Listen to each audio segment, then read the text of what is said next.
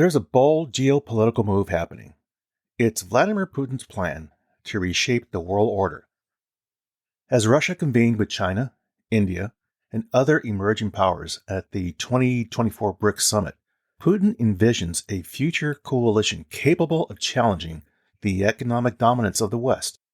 But can these nations, united by mutual interests but divided by deep-seated differences, truly emerge as a counterweight to the Western world? Welcome to That's Life, I swear. This podcast is about life's happenings in this world that conjure up such words as intriguing, frightening, life-changing, inspiring, and more. I'm Rick Barron, your host. That said, here's the rest of this story. When Russia stunned the world in February of 2022 with a military offensive against Ukraine, the country faced unprecedented Western retaliation, from financial restrictions and banking exclusion to diplomatic isolation. However, Moscow's leader, Putin, remains focused on demonstrating that his nation maintains powerful international partnerships. Putin held a BRICS Summit in Kazan, Russia in late October of 2024. Now, the event was Putin's way of showcasing his alliances worldwide, not to mention telegraphing this message directly to the West. Now, BRICS was established in June of 2009, originally comprising of Brazil, Russia, India, China, and South Africa. The coalition has since welcomed 4 new members: Egypt, Ethiopia, Iran, and the UAE. Now, despite its odd acronym, this bloc now represents an imposing force, encompassing roughly 50% of the global population and commanding over a third of worldwide economic activity when measured by purchasing power. Now, what's the mission of BRICS? Its mission is to promote economic cooperation, political dialogue, and collaborative development among emerging economies, aiming to create a multipolar world order and reduce Western dominance, especially in financial systems and global governances. Now, BRICS countries work together to do the following. Number 1, enhance economic partnerships, boosting trade, investment, and growth through the New Development Bank and joint projects. Number 2, support developmental finance, using the New Development Bank to fund infrastructure, enabling greater control over member development.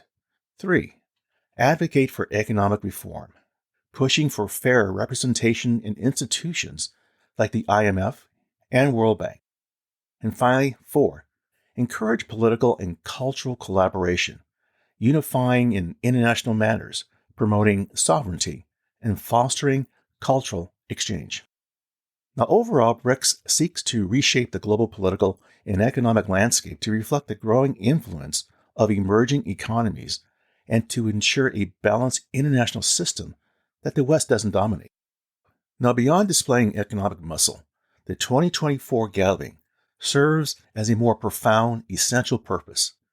Moscow envisions BRICS as the cornerstone of an emerging global framework that challenges Western dominance and attracts nations seeking an alternative international order.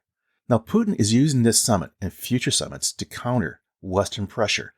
The Russian president portrays his Ukrainian campaign as a catalyst for dismantling existing global power structures and fostering a new international system. Now, in this context, BRICS emerges as the most significant and inclusive framework representing this evolving world order. During a pre-summit gathering with business leaders and government representatives in Moscow, Putin highlighted the growing economic influence of the BRICS alliance. He pointed out that these emerging economies have driven over 40% of worldwide GDP expansion over the previous 10 years. The Russian leader contrasted this with what he perceives as the diminishing economic significance of the G7 industrialized nations. Now, with confidence, he declared that this economic disparity between the two blocs will continue to expand, describing it as an unavoidable trend in the global financial landscape. The 2023 event gathering in South Africa proved very challenging for Putin, as an international criminal court arrest warrant prevented his physical attendance. While other national leaders engaged in face-to-face diplomatic discussions, the Russian president was limited to remote participation, conducting meetings, and delivering his address via video link. Now, the situation was different this time around in 2024, when Putin announced plans for extensive diplomatic engagement, including 17 separate one-on-one meetings alongside the main summit activities. Now, for Putin, in-person appearances serve an important purpose. Each handshake and photo opportunity with fellow leaders is designed to counter the narrative of Russia's diplomatic isolation. Putin aims to reframe the current global dynamic, positioning Russia as part of a broader international majority, while depicting Western nations as a minority bloc attempting to exclude Russia from the global community. Russia and China are spearheading efforts to expand the BRICS alliance, with the Kremlin extending invitations to delegates from 20 additional nations that have shown interest in joining the bloc. The two powers are also advocating for substantial reforms to international financial structures. While last year's discussions about establishing a shared BRICS currency didn't materialize, current talks are centered on developing an alternative payment network called BRICS Bridge. Now, this system would potentially offer Russia a way to navigate the financial obstacles imposed by sanctions, particularly in international transactions. Additionally, Russia's finance minister is pursuing support for creating a new financial institution that could potentially serve as an alternative to the International Monetary Fund, which suspended its relationship with Moscow following the events of 2022. While Mr. Putin played the role of the 2024 host, China's top leader, Xi Jinping, arrived at the summit in a very commanding position.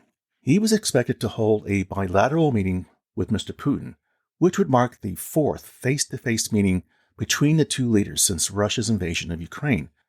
Now, despite pressure from the West on China not to aid Russia's war effort, Xi Jinping and Mr. Putin have developed their relationship, partly because of their shared grievances towards the United States. As Russia's military campaign continues, its economic dependence on China has intensified. Within the BRICS alliance, China's economic dominance is very clear. It accounts for over 60% of the group's combined economic strength, now which is down from approximately 70% before the recent expansion to include Egypt, Ethiopia, Iran, and the UAE.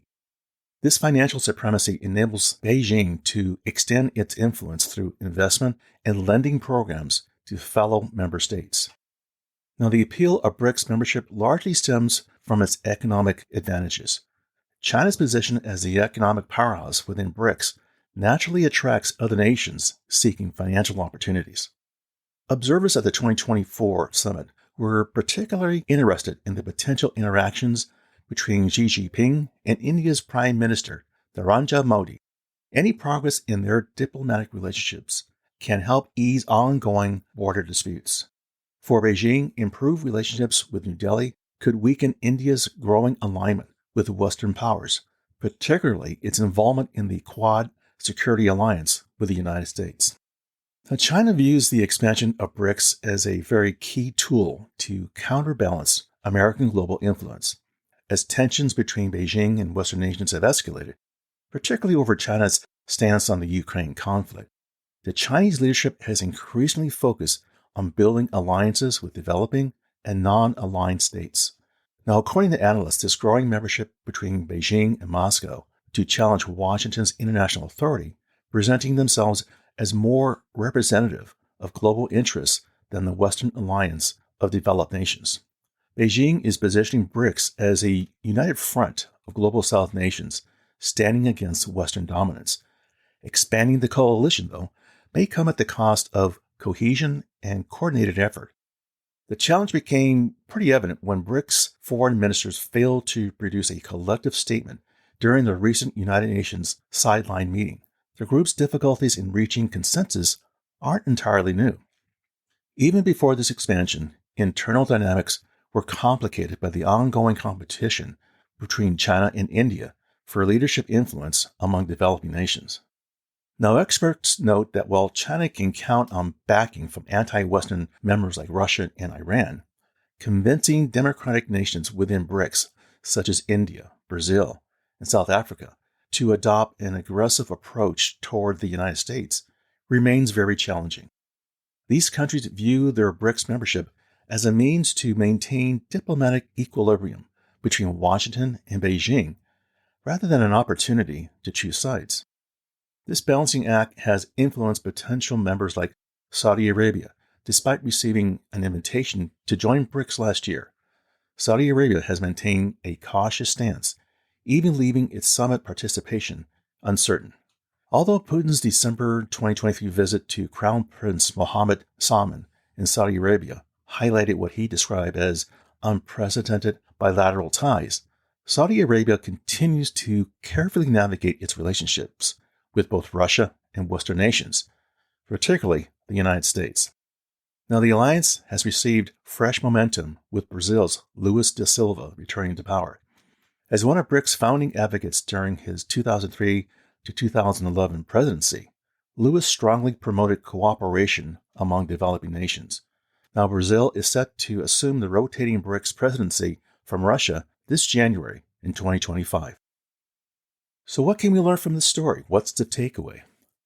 Putin's aim in hosting the BRICS Summit in Russia is likely multidimensional and was geared toward diplomatic influence and economic strategy. By bringing BRICS countries together, especially in Russia, he can reinforce his message of a multipolar world and showcase Russia's commitment to alternative alliances beyond Western influence, particularly in light of the ongoing conflict in Ukraine. One significant takeaway is the growing importance of coalition building among emerging economies to counter Western influence.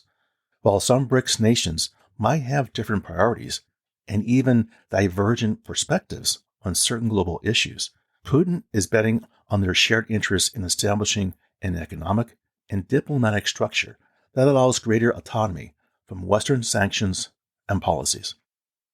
Well, there you go, my friends. That's life, I swear. For further information regarding the material covered in this episode, I invite you to visit my website, which you can find on Apple Podcasts, for show notes and the episode transcript. As always, I thank you for the privilege of you listening and your interest.